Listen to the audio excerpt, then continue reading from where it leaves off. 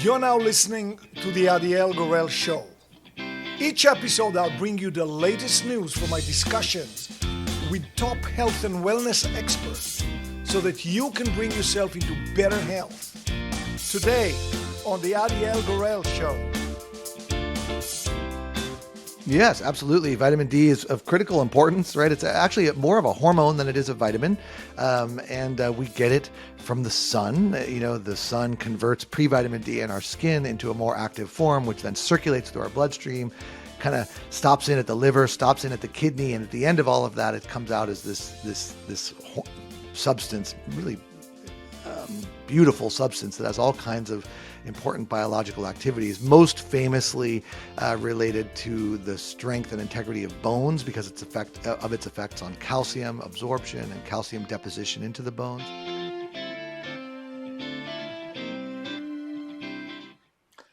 So, since most of us are exposed to all kind of injuries on a daily basis, small, large, stress, EMFs, all kinds of things.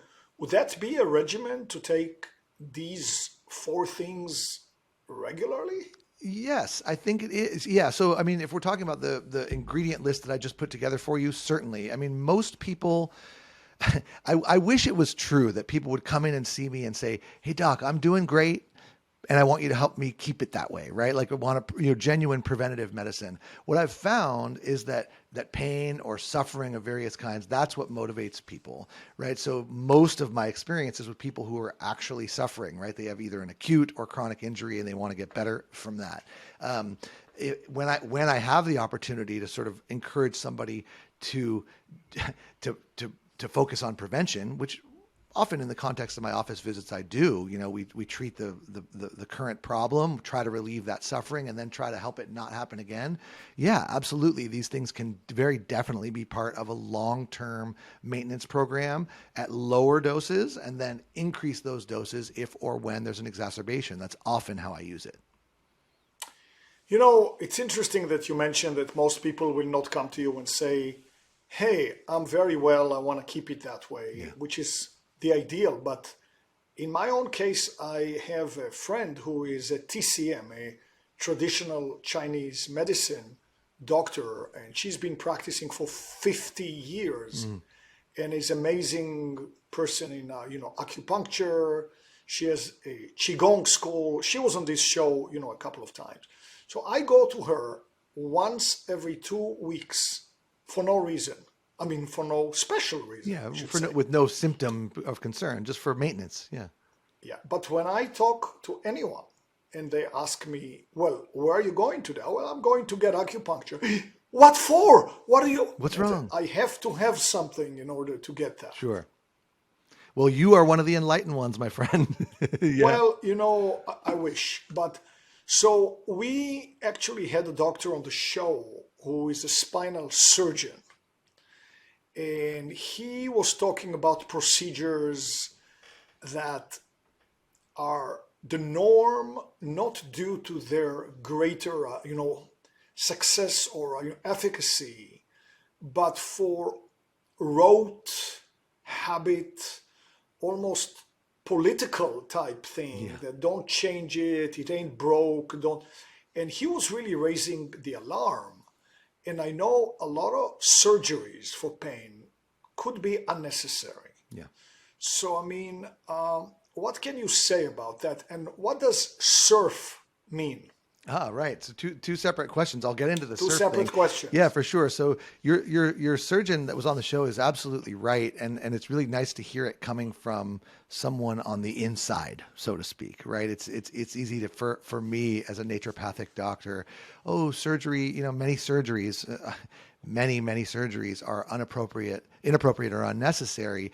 And that sounds like alternative medicine gibberish. But the reality is that this is being published in conventional medical and surgical journals and talked about by some brave and frontline surgeons who are raising, blowing the whistle on their own career. And this surgeon's absolutely right. I mean, the one of the most common surgeries that's performed is arthroscopic surgery on the knee. And this is usually done for people who have a chronic degenerative meniscus tear in their knee. It's been evaluated with an MRI. We see the meniscus tear. The patient has pain.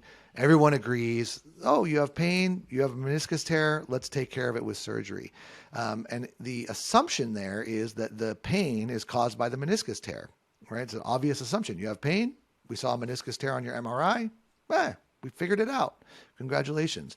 Well, it turns out that that massive percentages of the population have meniscus tears with no pain. The same is true for bulging or herniated discs in the lumbar spine or in the neck.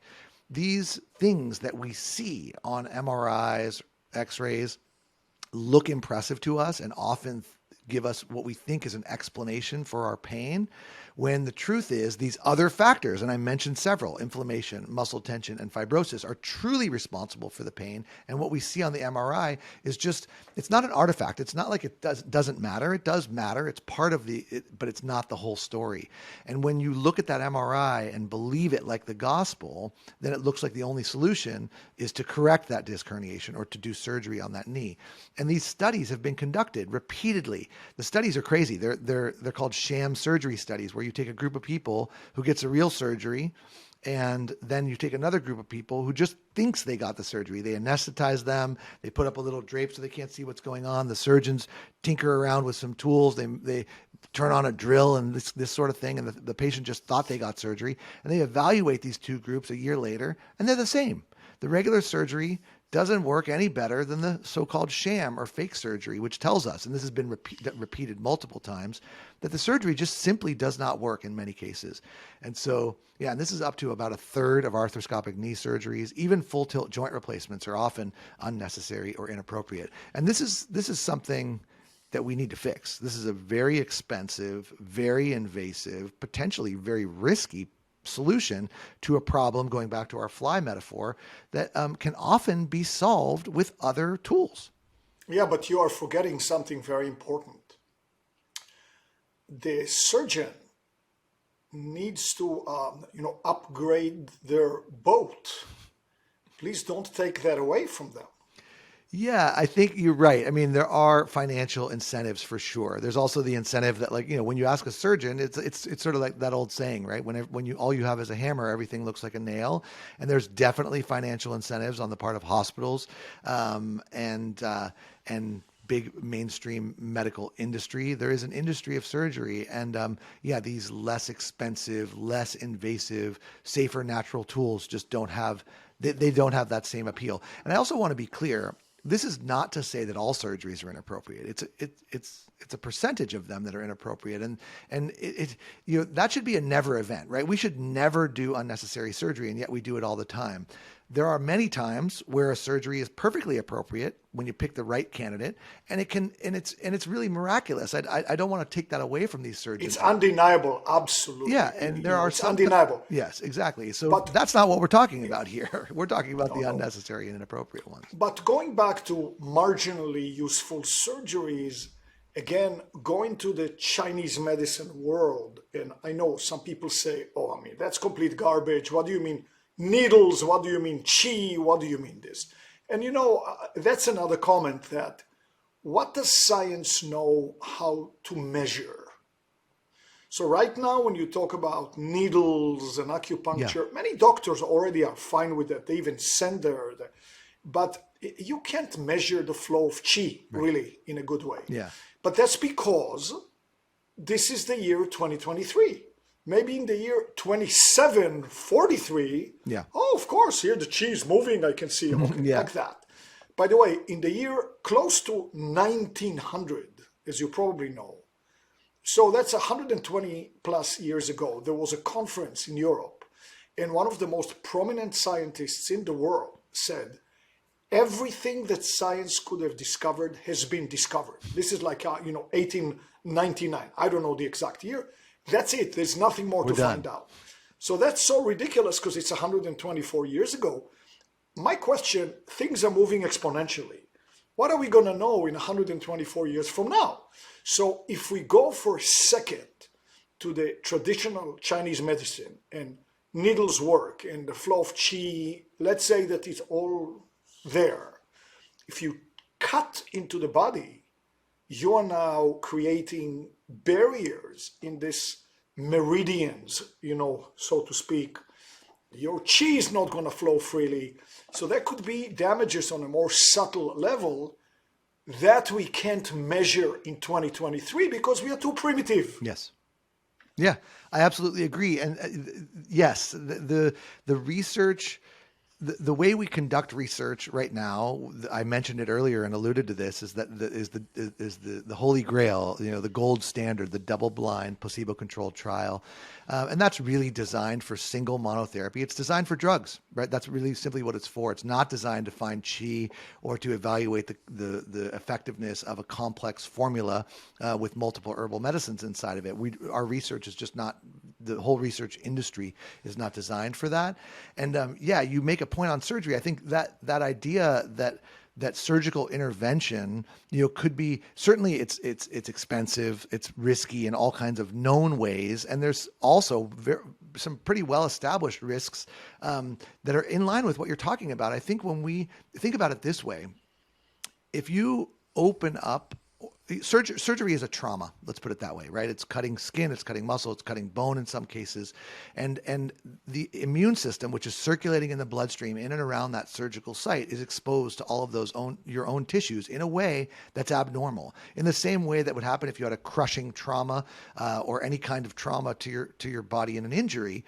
And that can provoke the immune system. And I've seen this countless times. People who had a serious injury or a surgical intervention who then recovered from the injury or the surgery, only to then develop autoimmunity later, right? Antibodies that their own system made against their own tissues, be it skin, be it muscle, and the subsequent development of autoimmunity after surgery or trauma is something that's fairly well understood. And I think, that's one of the potential risks. I've seen this happen many times. It's difficult to prove that that's what happened, but it's like, wow, the person was fine, then had a surgery. Well, obviously they had a surgery for some reason, and then went on to develop an autoimmune disease within the months after that surgery. Not uncommon at all. And certainly, the disruption of meridians and subtle energy channels of the likes of the ones that are described in TCM is another whole can of worms that may be happening. And all the more reason to open the door or the window to let the fly out first. If you must use the toxic, flamethrower, sure. But let's work our way up to that, because there's going to be consequences. And going back to that surgeon who was on the show, one of the things that he encountered, and I think we are seeing it in Western medicine more and more in the last few years, but even before, where there's a consensus opinion and no dissent is allowed. To me, science, and I come from a science background in engineering in Silicon Valley and all of that. To me, science, just to me, means a constant debate. You are a researcher from Tokyo. You just published a finding that you had in your university. I'm a researcher from Norway. I say, I'm sorry, my research shows different result than what you did. You say, fantastic, let's talk. Let's compare notes. Yeah. I'm saying X, you're saying Y. Maybe we should do a joint experiment. That has not been what I've been seeing in the scientific world recently. It seemed, and what the surgeon was talking about, there's a consensus, and if you dare even voice an opinion, all of a sudden there could be some severe ramifications. Yeah. So what is going on and what is happening to science in general? Yeah, I think that it has been hijacked, and the head editors of some of the major medical journals in the world have made this point. This isn't me making this point. You've seen editorials from head editors of the BMJ, the New England Journal, JAMA, who have made points in this way that. There's a few things to say here. Number one, much of what you see published in these medical journals is positive outcomes. So we did a study on this substance and it worked. So if this was truly a representation of all of the studies that have been conducted on a subject, you should think that some of them shouldn't work, right? So why is it that when we look at medical journals, it's like this worked, then that worked, then that worked? We rarely see the negative studies. And the reason why we don't see the negative studies is because those got buried, right? Those didn't get submitted for publication and ultimately never got published. Why? Because they didn't support the next big blockbuster pharmaceutical. The other thing that we don't see is research on things that don't manifest themselves as a profit someday. So herbal medicines, many of the ones that we've been talking about today, nutrients and whatnot, don't have big budgets for research to be studied in a really critical way because there's not patent protection at the end of that line, right? In order to conduct a really good controlled trial costs millions and millions of dollars and tens of millions in some cases. It's a big trial over many years.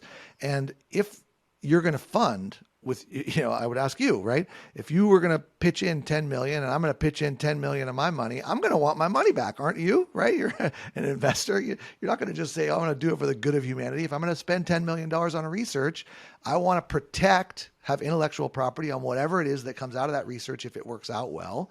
And I want to get paid back for my investment in R&D. And the only people who have that kind of money, the only industry that has that kind of money and has that kind of time to wait for the return is big pharma. Herbal medicine companies certainly don't have it, and that's why you don't see that research. So yeah, research is the research industrial complex is designed to just pump out new pharmaceuticals. That's just a matter of fact.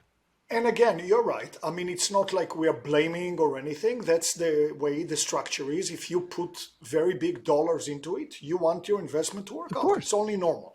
We've had a doctor on the show who was talking about the viral effect, the antiviral effectiveness of having the right level of vitamin D, as in David, in your system and checking for it and going in the sun or supplementing, and then the effectiveness of vitamin C, which has been talked about for decades now.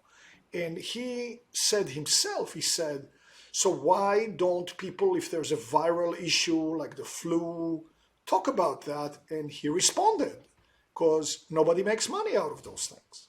Right. Yeah. I mean, Right? it's a sad, maybe tragic truth.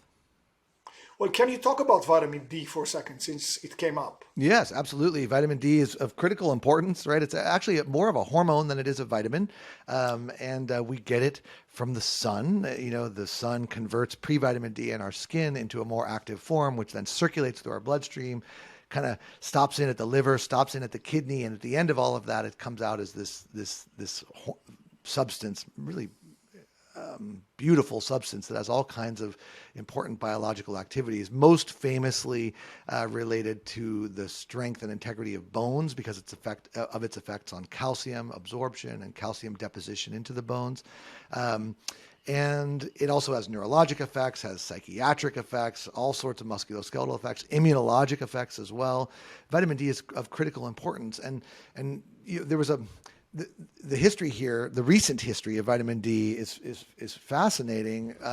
We knew for many, many years that vitamin D deficiency, lack of vitamin D, caused a problem called rickets, which is a softening of the bones.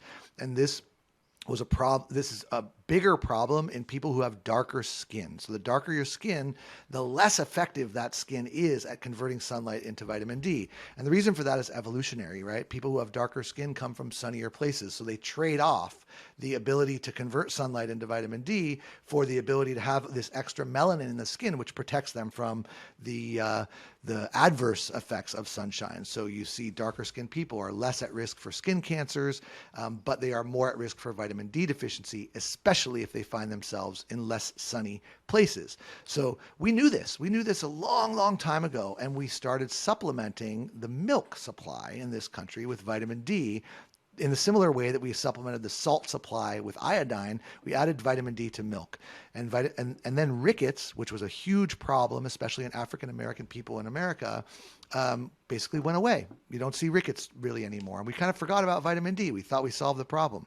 Well, then in the Middle East, it was in Saudi Arabia, I believe about 20-ish years ago, babies started being born with a seizure disorder, which was caused by low calcium in them, hypocalcemic seizures. And they were being born to mothers who were religious and covered themselves. They came from a very sunny place, Saudi Arabia, but they were, for religious reasons, covering their skin and not getting the vitamin D, birthing babies who had low calcium levels. Their breast milk didn't have vitamin D. And that initiated this new energy and enthusiasm for vitamin D beyond just preventing rickets, because preventing rickets is the far end of the spectrum.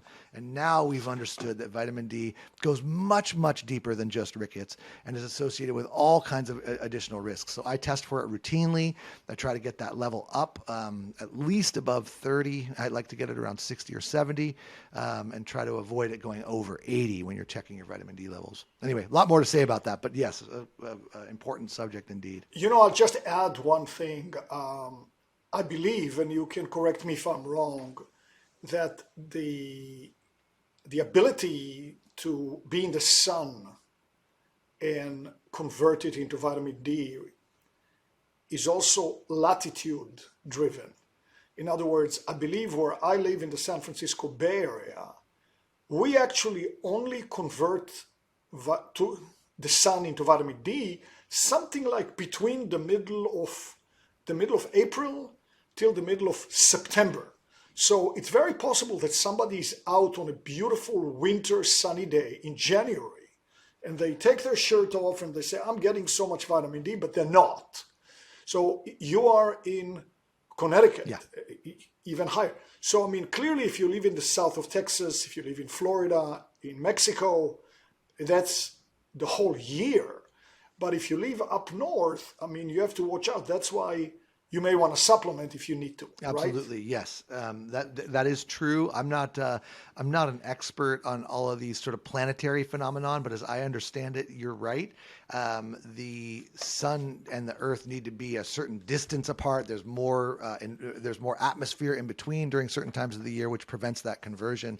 And we've also seen this clinically, like epidemiologically. You see less of the vitamin D correlated diseases around the equator, right? Where they have higher vitamin D levels. And so, diseases that are associated with vitamin D deficiency, multiple sclerosis, other autoimmune diseases occur less. And that was actually one of the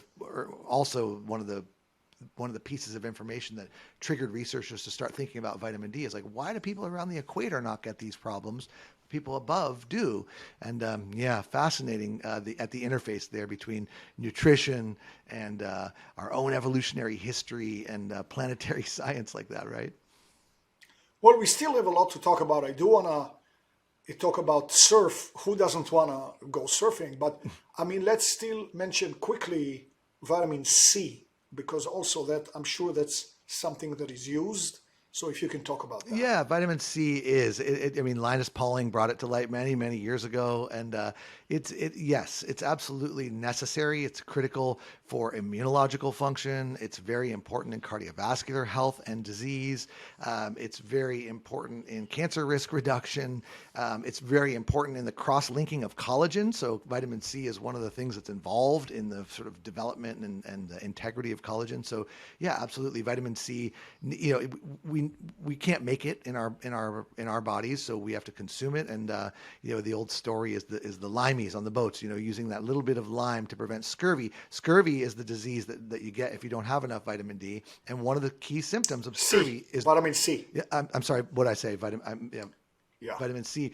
If you don't have enough of it, you get scurvy, and scurvy is a connective tissue disease. Your teeth fall out, your bones break, your joints fall apart. So absolutely, vitamin C, is critically important in many, many areas of health. And yeah, we can get onto surf talk. I'll talk about surfing all day. Let's go to surf right now. First, please, define what you call surf. SURF. Sure, I'm glad to. It's a very convenient acronym. I'm a surfer. I grew up in San Diego, California, and so surfing has long been a part of my life. Still is, even here in Connecticut, although it's harder to do out here. But so in my work with people with musculoskeletal pain, I found that a combination of stretches and exercises, you might say, are really useful. A very specific combination, and it's conveniently lined up with this acronym SURF, my favorite sport. So S stands for stretching exercises, and we talked about that at the top of the show. You know, that tension in muscles can be a trigger. So stretching exercises, no matter what body part, I have a whole series of exercises that I've designed to help people stretch appropriately in any body area. And then U stands for unlocking techniques. You mentioned acupuncture needles there. They are often used to stimulate or to release trigger points. So unlocking trigger points, unlocking techniques, which can be done at home using various tools or your own hands, is what the U stands for. And that's about unlocking or releasing trigger points. And then R is resistance or resistance training. And this is something that I'm seeing getting a lot more attention these days. This is lifting heavy stuff, right? Using your muscles for the building of strength. It's a key factor in reducing musculoskeletal pain, and it's a key factor in reducing risk of disease across the board. So in order for your muscles to get stronger, they need to do work against resistance. And that's what R stands for, is safely using your muscles against resistance from bands, from the wall, from your own body weight, from weights, and applying resistance to muscles will make them stronger.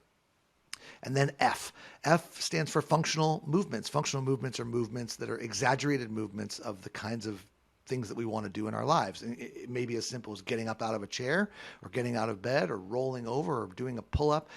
Functional movements are movements that mimic activities that we do in everyday life. So that's it. SURF. What a convenient acronym for a surfer like me. Well, they overlap because when you talked about functional movements, you mentioned the pull-up, which is a heavy strength, exercise. Indeed, yeah. To pull your entire body weight, that is a strong move. Indeed, right? Yes. And if you're doing it from what we call a dead hang, yes, that requires a lot of strength. And there's all sorts of ways to modify any activity, including the pull-up or the push-up, for people who don't have or who don't yet have that amount of strength. Okay, so you work with your patients using stretching exercises, unlocking or trigger points, resistant training, whether you use, iron or bands or your body weight. Sure. I mean, there's a lot that can be used, and functional movement. So you also talk about, I'm going to go back to all of that in a second, but you talk about, you combine surf with down-to-earth eating. If you don't mind, if you can say what that means to you. Yeah, absolutely. I call it down to earth eating for a number of different reasons, because I think I like the term down to earth. It's sort of like we use it, as to describe someone who's sort of approachable, mellow, easy company. But also down to earth, I think implies being easy on the environment, the earth that we live on, which is in peril in all sorts of different ways. And then down to earth, maybe most appropriately here, is about eating in a way where the food is minimally altered from the form that it was in when it was in the earth, whether it be the farm or the field or the fishery, right, as it were. You can think about this in a number of ways. I think there's a coffee table book, actually, that I have in my office. I've loved for many years as a photographer. It's called The Hungry Planet. And The Hungry Planet was a photojournalistic project that went around the world looking at what different people eat, taking a week's worth of their food, different families all around the world, and piling it up on a table and taking a picture. And if you look at a lot of the people who live in these more poor areas, you see foods, maybe you don't recognize them, but you could tell that's a melon, that's a chicken, that's an egg, that's a leaf, that's a root, that's a fish. It's like you just could see it's from the earth. And then they get to the Americans and other countries that live a more Western diet, and it's just all boxes and packages and cans and bags and aluminum wrappers and things like that.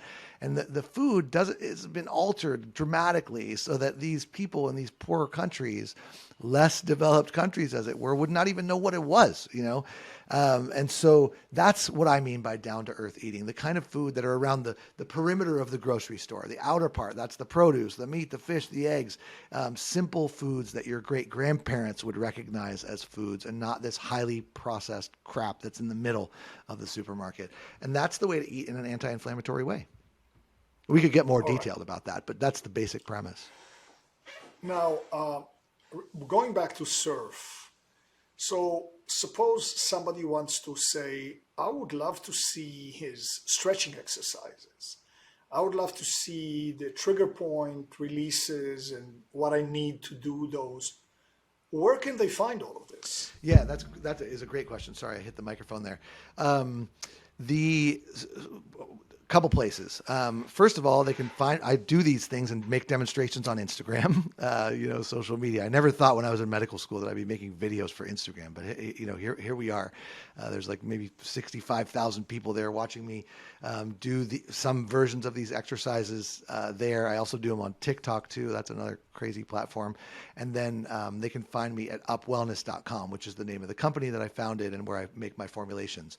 I'm also right now in the process, actually, of finalizing the creation of a whole package, information product, if you will, almost a course for people to go through that describes what we just went through here, which is the surf protocol, the down-to-earth eating, all articulated in a beautifully designed fashion. And that will be available at UpWellness.com right around the corner from now.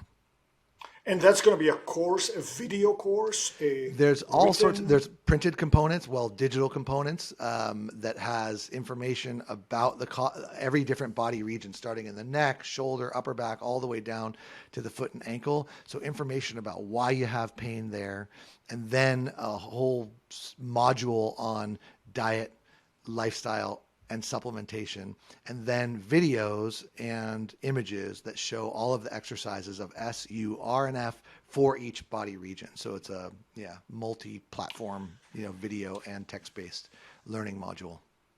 Now, suppose that somebody says, I'm listening to Dr. Levitt and I would love to have his guidance.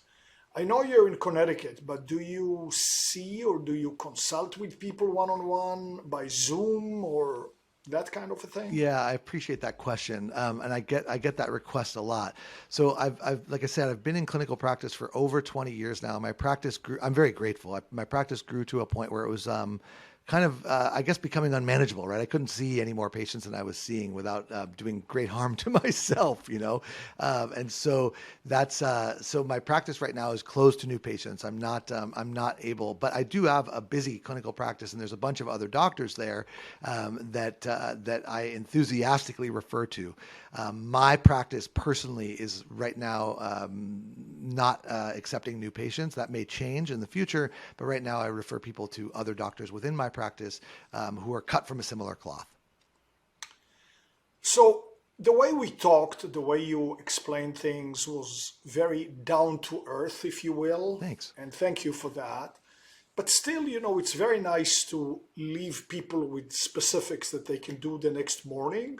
So what would be a few quick, maybe tips or things we can do starting right now?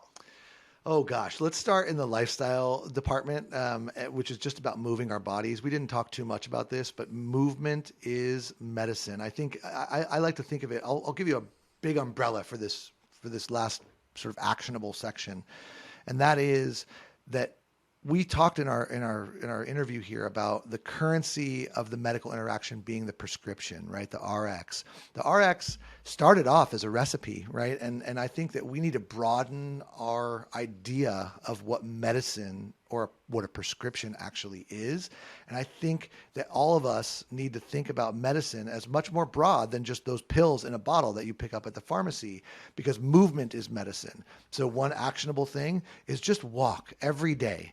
No matter what, no matter the weather, no matter how you're, if you can't walk, of course you can do some kind of movement, but you have to move your body. Our body was designed to move, and we're talking about musculoskeletal pain here. Inactivity is is a pandemic. And so move your body every day is number one. Number two, I would have to focus on nutrition and this idea of down to earth eating and maximizing the minimally processed foods and minimizing the maximally processed foods is really, really important. And the single most important intervention that most people can make there is to cut out soda. People are drinking these beverages that are sugar laden with high fructose corn syrup, and it's amazing how problematic that is. And so just stop drinking soda. Just don't do it. Drink seltzer water instead. That's an actionable tip for you as well. Those are two big ones. Simple and doable, and thank you for the upcoming course. I certainly would like to check it out myself. Yeah. It's been very nice to be with you here, and thank you for I know you're busy. You said you're busy. So I am very grateful that you took the time to be here with us. And I think we learned a lot. Thank you so much. Yeah, absolutely. It's my pleasure. Thank you so much for having me. This is a great way to get the word out. You do a great job interviewing and bringing out those kinds of questions. And so this was a real pleasure for me as well. Thanks. Thank you for joining me today for the second part of our amazing interview. If you didn't catch part one, don't miss out. The link is in the description below for you. And be sure to click the subscribe button for more videos.